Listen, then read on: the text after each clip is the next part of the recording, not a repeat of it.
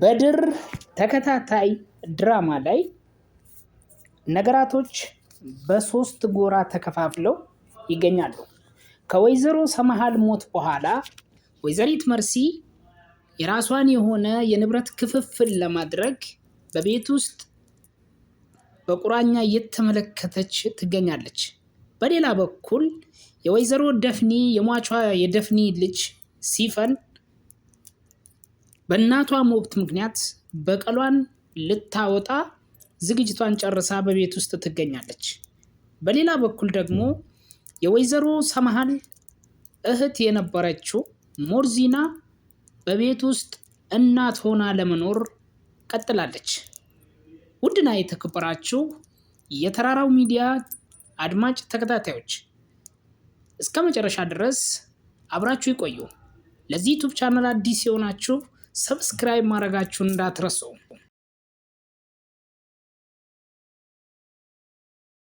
መግቢያው ላይ እንደነገርኳችሁ ከወይዘሮ ሰመሃል ሞት በኋላ ነገራቶቹ በሶስት ጎራ ተከፋፍለው ወይዘሪት መርሲ የሰመሃልን ንብረቶች ለመውረስና አምነንን ብቸኛ አድርጎ የመኖር ፍላጎቷ ሰፊ እንደሆነና በሌላ በኩል ደግሞ የደፍኒ ልጅ የነበረችው ሲፈን ወይዘሮ ሰመሃልን እንደገደለቻት መረጃዎች እየወጡ እንደሆነና ወይዘሪት ሞርዚና ደግሞ የሰመሃል እህት የነበረችው ወይዘሪት ሞርዚና ነገራቶቹን እያጣራችና ማን የእህቷ ገዳይ እንደሆነች እየፈለገች ያለችበት ሁኔታ መኖሩ፣ በሌላ በኩል ጄሪ ከአቶ አምነን ላይ እንዳረገዘች በእርግዝናዋ ሰበብ አምነንን አስራ ለመያዝ ፍላጎቱም እንዳላት እያሳየች ያለችበት ሁኔታዎችም ተፈጥረዋል።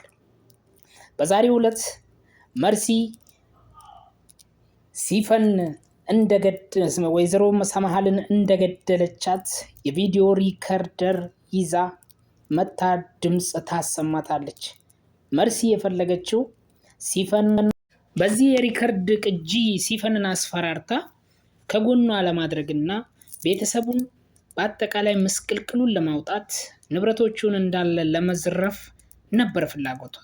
ነገር ግን ሲፈን የዋዛ አይደለችምና በፍጹም የመርሲን ድጋፍም አልፈለገችም። ከልጅነቷ ጀምራ የእናቷን ገዳይ በመፈለግና የእናቷን ገዳይ ለማጥቃት አቅዳና አልማ ተንስታ ስትንቀሳቀስ የነበረች ሴት ናት።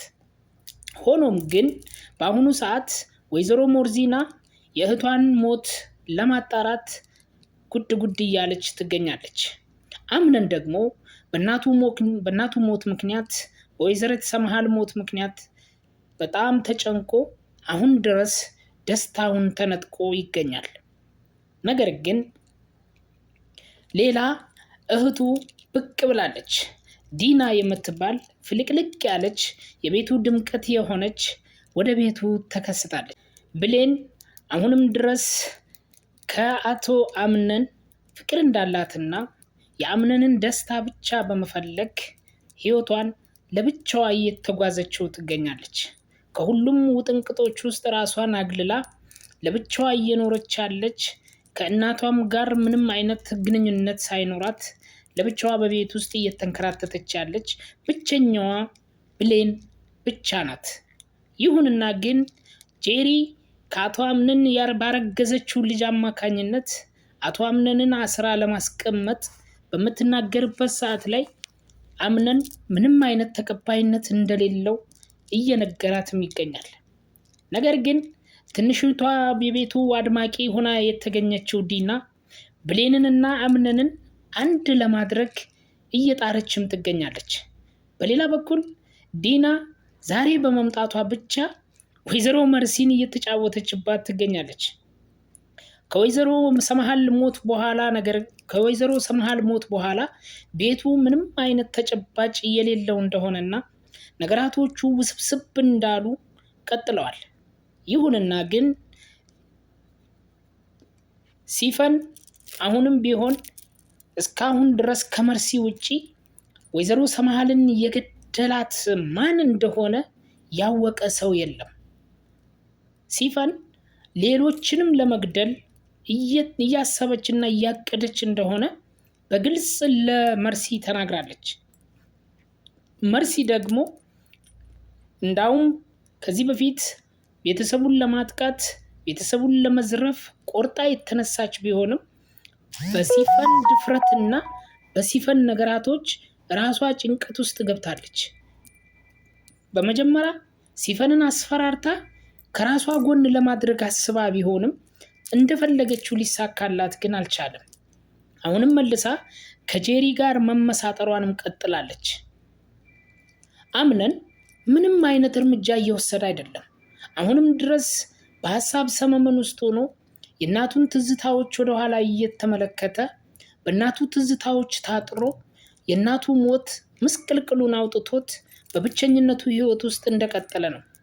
ይሁንና ግን ወይዘሮ ሞርዚና በአሁን ሰዓት ድርጅቱንም ለመቆጣጠርና አምነንንም ከዚህ በኋላ አክስቴ ብለህ እንዳትጠራኝ በማለት እናቴ ብለህ እንድትጠራኝ እፈልጋለሁ፣ ድርጅቱንም እኔ ከዚህ በኋላ እቆጣጠረዋለሁ፣ በድርጅቱም ውስጥ ምንም አይነት ጣልቃ ገብነትም አልፈልግም እያለች ድርጅቱን በራሷ ለማድረግ ፍላጎት እንዳላት ይስተዋላል።